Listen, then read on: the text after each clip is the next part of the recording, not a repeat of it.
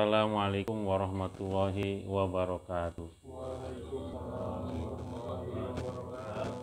Alhamdulillahirabbil alamin.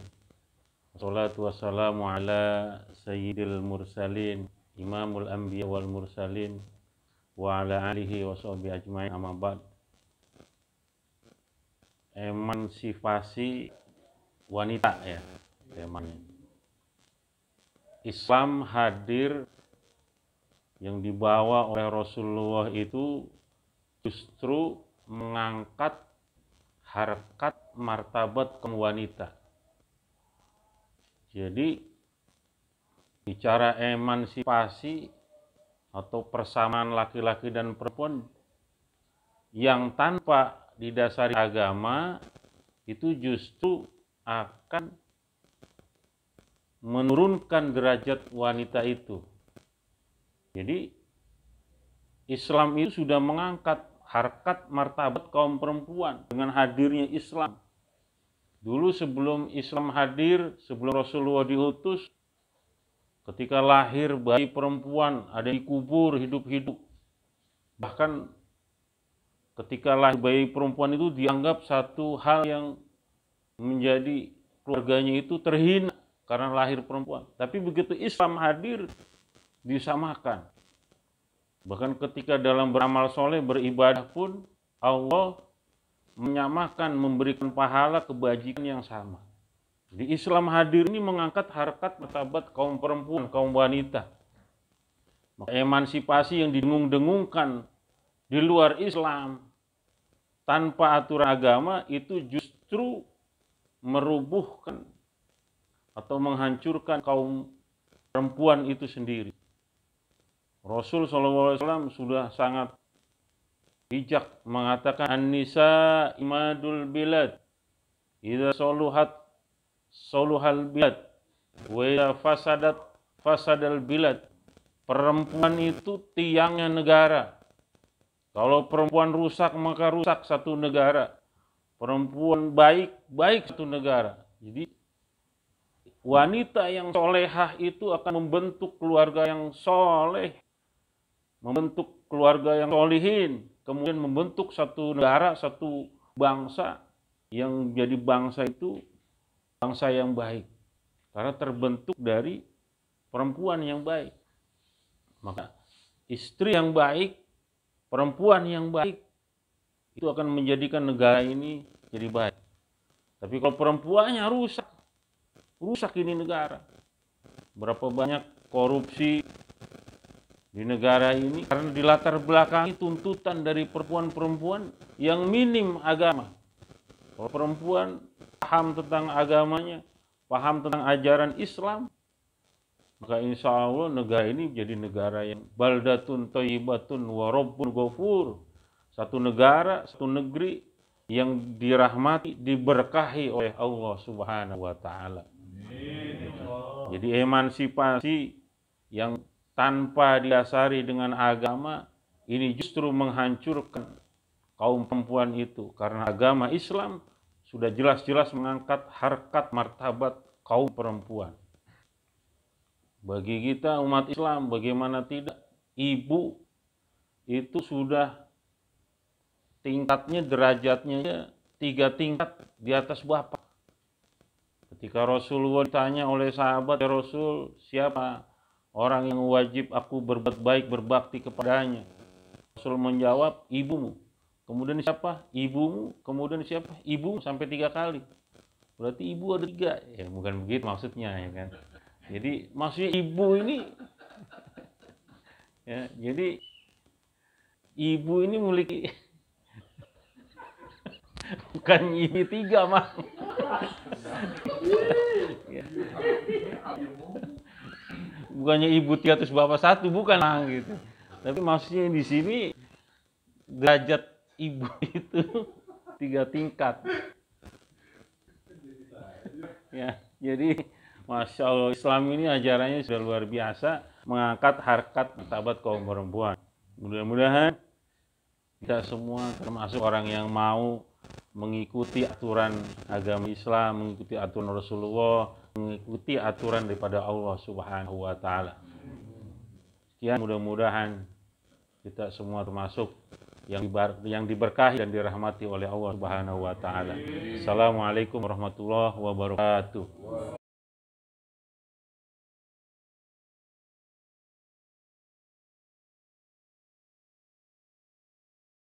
Wanita yang sanggup mewakafkan hidupnya demi agama ini.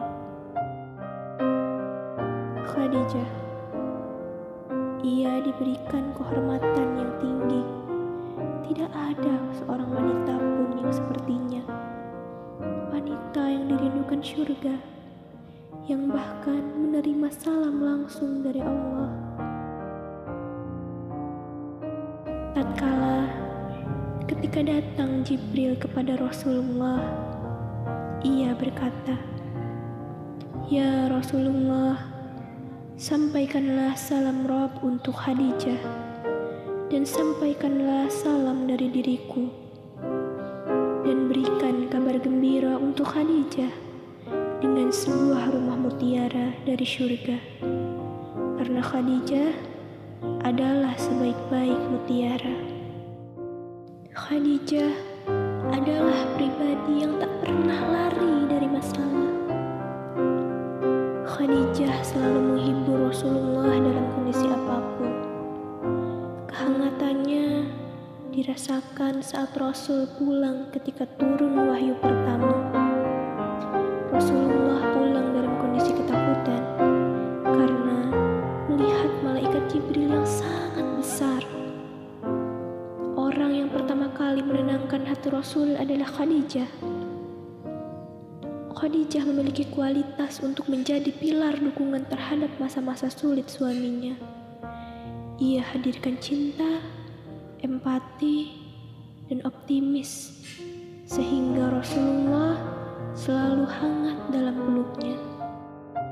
Khadijah, suaranya begitu lembut, tak pernah keluar dari lisannya suara yang tinggi. Dia mutiara, namun tidak pernah merasa lebih tinggi daripada Rasulullah. Ia sanggup hidup dalam kondisi yang sangat sulit, meski dulunya ia adalah saudagar kaya.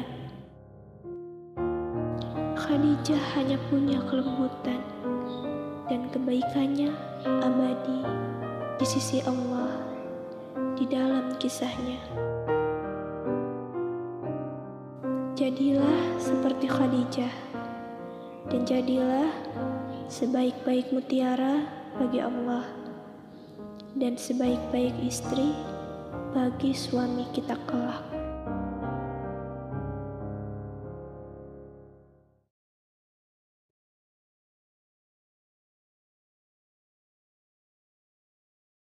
Radhiyallahu anha memiliki beberapa sifat lainnya yang perlu kita teladani. Apa sajakah sifat-sifatnya? Pertama, cerdas dan tangkas. Dididik langsung oleh ayah sendiri, yakni Khalifah Abu Bakar As-Siddiq. Kecerdasan Aisyah radhiyallahu anha tidak lagi dapat dipungkiri. Ditambah, Aisyah radhiyallahu anha mendapat kesempatan istimewa bisa belajar langsung dari Rasulullah SAW sejak kecil. Pengetahuan yang beliau kuasai diantaranya adalah ilmu fiqih, sastra, dan kedokteran. Hal ini didasari oleh kehausan Aisyah terhadap ilmu, juga kekritisan cara berfikirnya, sehingga beliau mendirikan majelis-majelis ilmu dan mengajarkannya kepada muslimin. Di mana Aisyah radhiyallahu anha sekali lagi adalah seorang ahli ilmu dari kalangan para sahabat wanita, dan memang memang Aisyah istimewa. Dia menguasai bukan hanya satu ilmu, bahkan bukan hanya menguasai ilmu syariat, sebagaimana dialognya Aisyah radhiyallahu anha dengan ponakannya itu Urwah, di mana Urwah ini adalah seorang ahli ilmu di kalangan tabi'in. Urwah mengatakan, wahai bunda, kalau anda ini ahli dalam ilmu agama, saya tidak heran karena engkau istrinya Nabi. Kalau engkau ahli dalam masalah ilmu nasab dan ilmu sejarah, saya juga tidak heran karena bapakmu Abu Bakar. Artinya itu ilmunya Abu Bakar. Tapi bagaimana engkau wahai bunda ahli dalam masalah ilmu pengobatan? Artinya dia lintas ilmu. Dia lintas ilmu itu. Dan itulah mengapa akan terjadi saling koreksi nanti antara ilmu para sahabat, termasuk Aisyah dan para sahabat Nabi yang lain. dan saling memberikan dukungan. Ini adalah kemuliaan. Ini adalah kemuliaan-kemuliaan yang diberikan oleh Allah Subhanahu wa taala kepada Aisyah radhiyallahu anha. Kedua, romantis dan periang. Mendampingi Rasulullah SAW dalam mengemban amanah yang tidaklah mudah itu tidak menyurutkan keceriaan Aisyah radhiyallahu anha. Sebaliknya, beliau mencurahkan kasih sayangnya serta mendukung langkah-langkah yang dilakukan suaminya dengan penuh cinta. Sifat periang Aisyah radhiyallahu anha senantiasa meringankan hati Rasulullah dalam berdakwah. Ketiga, taat kepada suami. Ketaatannya pada Rasulullah sebagai istri dapat dibuktikan ketika Rasulullah wafat. Meski dilanda kesedihan yang mendalam, namun hal itu tidak mengurangi ketaatannya pada Rasulullah Sallallahu Alaihi Wasallam dalam beristiqomah menjalankan hidup sesuai Al-Quran dan Sunnah. Keempat, pemberani. Salah satu keberanian Aisyah radhiyallahu anha adalah saat perang Uhud, beliau turun tangan untuk memberi minum dan membantu orang-orang yang terluka. Tidak hanya itu, Aisyah radhiyallahu anha juga tercatat sebagai sosok yang berada di barisan pertama dalam beberapa peperangan. Kelima, murah hati. Sifat yang satu ini merupakan salah satu sifat yang dididik ayahnya Abu Bakar As-Siddiq, sehingga ia dan saudarinya Asma binti Abu Bakar tumbuh sebagai perempuan yang murah hati dan suka menderma. Bukti kemurahhatian Aisyah radhiyallahu anha di antaranya, ia bersedia mengajar siapapun yang ingin belajar di majelisnya. Juga bersedia menjawab pertanyaan-pertanyaan para pembesar sahabat yang menjumpai kebingungan dalam masalah agama.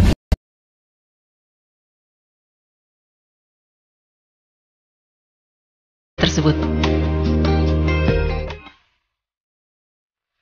Maryam binti Imran bertempat di serambi Baitul Maqdis, bayi perempuan cantik itu dilahirkan. Kemudian oleh ibunya diberi nama Siti Maryam yang berarti wanita ahli ibadah. Hal ini sebagaimana Allah berfirman yang artinya, maka tatkala istri Imran melahirkan anaknya, dia pun berkata, "Ya Tuhanku, sesungguhnya aku melahirkan seorang anak perempuan, dan Allah lebih mengetahui apa yang dilahirkannya itu. Dan anak laki-laki tidaklah seperti anak perempuan. Sesungguhnya aku telah menamai dia Maryam, dan aku mohon perlindungan untuknya, serta anak-anak keturunannya kepada engkau daripada syaitan yang terkutuk." Quran Surah Ali Imran ayat 36. Kemudian, Siti Maryam diberikan kepada pamannya, yaitu Nabi Zakaria alaihissalam. Hari-harinya dihabiskan dengan beribadah dan berzikir Subhanahu wa ta'ala. Namun keanehan pun terjadi. Setiap kali pamannya menghantar makanan, namun di bilik Siti Maryam telah tersedia makanan dengan aneka buah-buahan yang ada. Allah berfirman yang artinya, maka Tuhannya menerimanya sebagai nazar dengan penerimaan yang baik dan mendidiknya dengan pendidikan yang baik, dan Allah menjadikan Zakaria pengasuhnya. Setiap Zakaria masuk untuk menemui Maryam di mihrab, ia dapati makanan di sisinya. Zakaria berkata, "Wahai Maryam, dari mana kamu memperoleh makanan ini?" Maryam menjawab, "Makanan itu dari sisi Allah. Sesungguhnya Allah memberi rezeki kepada siapa yang dikehendakinya tanpa hisab." Quran Surah Ali Imran ayat 37. Dan ketika beliau beranjak dewasa, Siti Maryam pulang ke kampungnya di Nazaret. Disinilah awal beliau mendapat amanah di mana beliau akan mengandung seorang putra yang tak lain adalah Nabi Isa alaihissalam. Fenomena langka ini tentu membuat Siti Maryam terkejut, terlebih dengan penampakan malaikat Jibril yang menghampirinya. Maka Allah Subhanahu wa ta'ala menunjukkan kebesaran dengan meniupkan roh melalui malaikat Jibril ke dalam rahim Maryam. Kemudian Maryam pun kembali pulang ke Yerusalem dengan keadaan mengandung. Dan disinilah awal keimanan dan ketakwaan Siti Maryam diuji dengan beragam fitnah yang menghujani dirinya.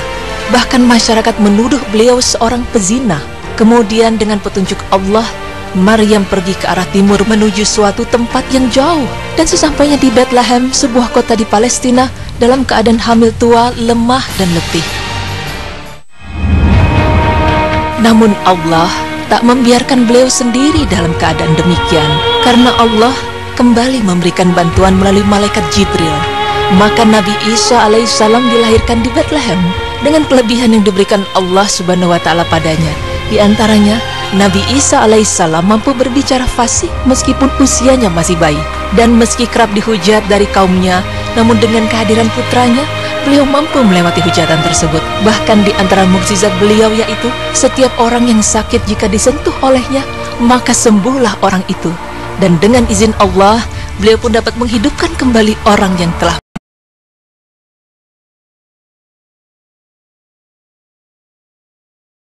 Suatu ketika Rasulullah sedang duduk di masjid bersama dengan para sahabat. Tiba-tiba datang seorang musafir yang kehabisan bekal. Si musafir berkata kepada Rasulullah, "Ya Rasulullah, saya lapar sekali. Berilah saya makanan. Saya tak punya pakaian kecuali yang saya kenakan.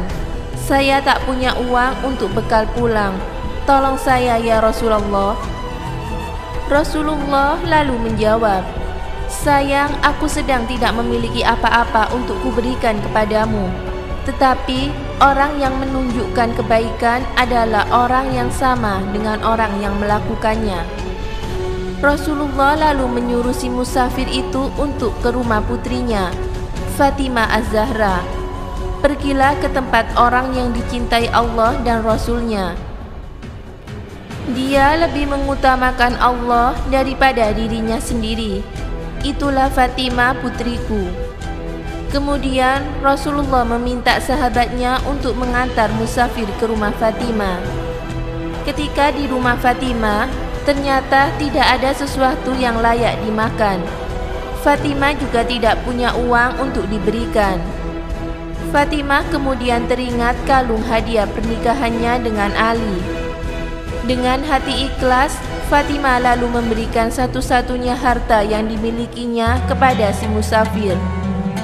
"Juallah kalung ini, mudah-mudahan harganya cukup untuk memenuhi kebutuhanmu," kata Fatimah. Musafir itu lalu kembali ke tempat Rasul yang sedang berkumpul dengan sahabatnya dan memperlihatkan kalung yang diberikan Fatimah kepadanya. Rasulullah begitu terharu dan tak kuasa menahan tangis. Putri tercintanya rela memberikan satu-satunya harta yang dimiliki untuk membantu si musafir itu. Salah seorang sahabat bernama Ammar bin Yasir mengajukan diri untuk membeli kalung itu. "Berapa hendak kau jual kalung itu?" tanya Ammar bin Yasir kepada si musafir. "Aku akan menjualnya dengan roti dan daging yang bisa mengenyangkan perutku, sebuah baju penutup tubuhku, dan uang 10 dinar untuk bekalku pulang." Ammar lalu membeli kalung itu dengan harga 20 dinar emas, ditambah sebuah baju, seekor unta untuk tunggangan si musafir. Setelah itu Ammar berkata kepada budaknya yang bernama Asham, "Wahai Asham, pergilah menghadap Rasulullah dan katakan, aku menghadiahkan kalung ini dan juga engkau kepadanya. Jadi mulai hari ini kamu bukanlah budakku lagi, tetapi budak Rasulullah." Rasulullah yang menerima pesan Ammar tersenyum dan melakukan